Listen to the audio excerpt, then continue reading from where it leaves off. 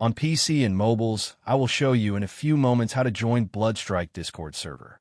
It's the same method on both PC and mobiles. For this, we will open a browser on your PC or mobile, can be whichever. In my case, I will use Microsoft Edge. Now click on URL bar and type this URL to be able to join this Discord server.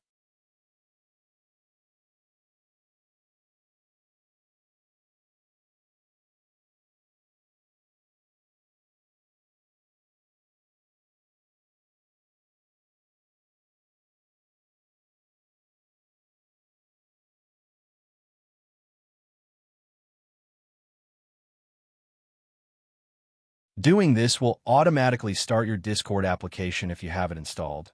Then click Join, and you'll have access to the Discord server.